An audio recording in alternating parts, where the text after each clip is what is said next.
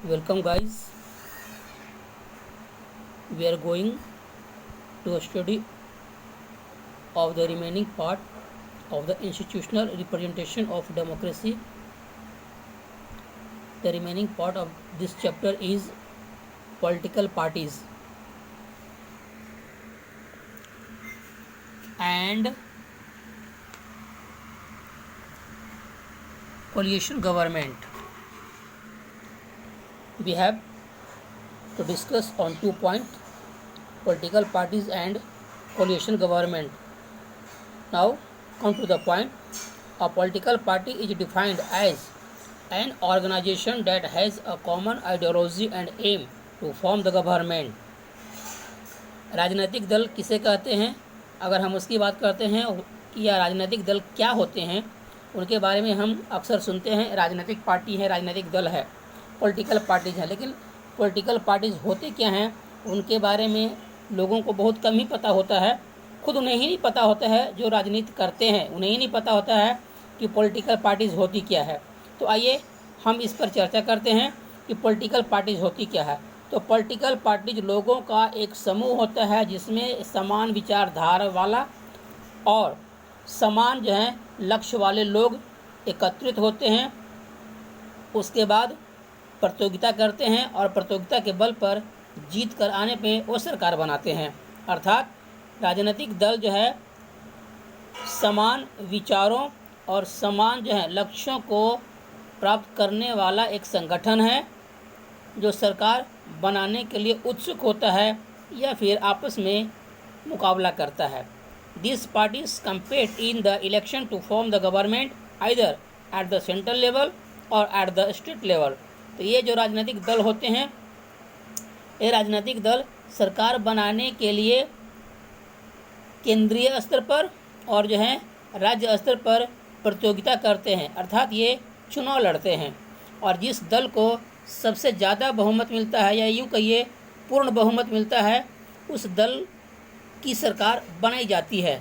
India follows a multi party system where there are more than 2 political parties. तो भारत वह बहुदलीय संगठन है, यानी कि भारत में बहुदलीय प्रणाली है। और आप जानते हैं कि भारत में बहुत सारे राजनीतिक दल हैं, जबकि कई देशों में 2 ही दल हैं। अगर अमेरिका की बात करते हैं या फिर ब्रिटेन की बात करते हैं, वहाँ पर 2 दलीय प्रणाली है। जबकि आप बात करते हैं चाइना की, तो वहाँ पर एक दलीय प्रणाली है, कम्युनिज्म होती है। या जहाँ जहाँ कम्युनिस्ट सरकारें होती हैं वहाँ पर एक दलीय प्रणाली होती है। जबकि कई राष्ट्र जो लोकतांत्रिक देश हैं वहाँ पर बहुदलीय प्रणाली होती है। बहुदलीय प्रणाली में बहुत सारे राजनीतिक दल होते हैं जो आपस में प्रतियोगिता करते हैं और चुनाव जीत करके सरकार बनाते हैं।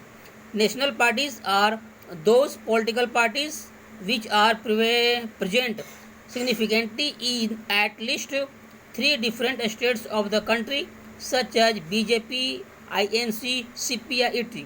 तो हमारे यहाँ क्या है, पॉलिटिकल पार्टियों को भी कैटेगराइज किया गया है, उन्हें वर्गीकृत किया गया है राष्ट्रीय दल के रूप में और क्षेत्रीय दल के रूप में। तो हम राष्ट्रीय दल वह दल होते हैं जो कि वर्तमान में कम से कम 3 राज्यों में वो अपना क्या बोलते हैं रिप्रेजेंटेशन या अपने वहाँ पर उपस्थिति दर्ज करवाते हैं। उन्हें हम राष्ट्रीय राजनीतिक दल कहते हैं, जिसमें BJP Bharatiya Janata party, INC Indian national Congress, CPI communist party of India, ETC बहुत सारे और भी दल हैं। कांग्रेस की बात ले सकते हैं।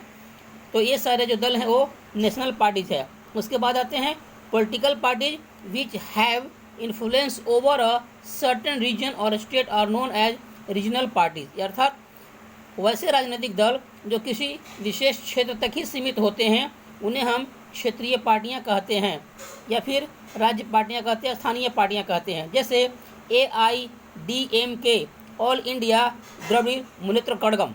उसके बाद है AITC all India state Congress है और DMK द्रविड़ मुनेत्र कड़गम। ये सारे ऐसे राजनीतिक दल हैं जो किसी एक राज्य तक ही सीमित रह जाते हैं।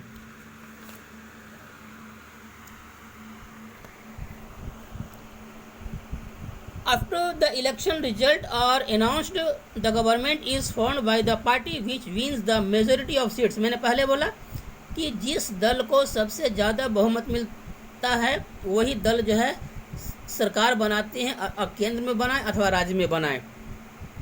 The parties which are in minority form the opposition. और जिस दल को पूर्ण बहुमत नहीं मिलता है वे अल्पमत में होते हैं, उन्हें ऑपोजिशन विपक्ष बनाने का मौका मिलता है या विपक्ष बनाते भी हैं. The opposition keep a check on the working of the government by questioning the policies and working of various department.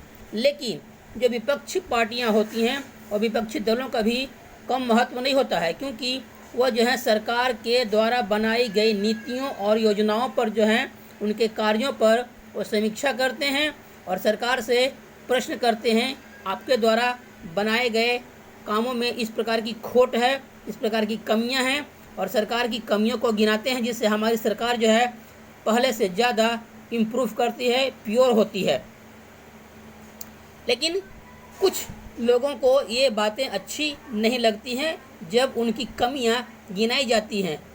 ये हमें सोचना चाहिए कि जो व्यक्ति हमारी कमियों को बताते हैं वो हमारे ही फ़ायदे करवाते हैं, क्योंकि हम अपनी कमियों को निकाल कर अपने को पहले से ज़्यादा प्योर करते हैं, शुद्ध करते हैं और हमारे अंदर में जो है ज़्यादा शक्ति आती है. आइए कोलिशन गवर्नमेंट की बात करते हैं हम. Coalition in India to form the central government at the centre a political party has to secure at least 50% of seats in the Lok Sabha. तो केंद्र में सरकार बनाने के लिए कोई भी राजनीतिक दल को कम से कम जो है 50% सीट्स को जो है लोकसभा में जीतना होता है, यानी कि 2/3 बहुमत आपको ज़रूरी है. चाहे आप अकेले अपने बल पे या जो है अगर जीत लेते हैं 2/3 बहुमत तो उसमें आप सरकार बना सकते हैं. The elections to 545 seats of the Lok Sabha are conducted every 5 years. However, if none of the political parties secure a absolute majority, the government can be formed by an alliance or a coalition of 2 or more different political parties.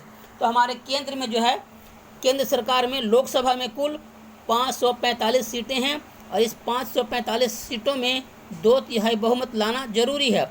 जिस दल को 2/3 बहुमत नहीं मिलता है वो दूसरी पार्टियों के साथ में मिल करके सरकार बनाने का दावा करती हैं, सरकार बनाती हैं. तो इस प्रकार से जो दल 2 या 2 से अधिक दलों के साथ मिलकर के सरकार बनाते हैं उसे हम कोलिशन गवर्नमेंट या गठबंधन की सरकार कहते हैं. और अभी भारत में ऐसा ही चल रहा है. भारत में भाजपा जो है कई दलों के साथ में मिलकर के सरकार बनाई है और चला रही है. Now this chapter has been completed. We will discuss next time on another chapter. Thanks. Have a nice day.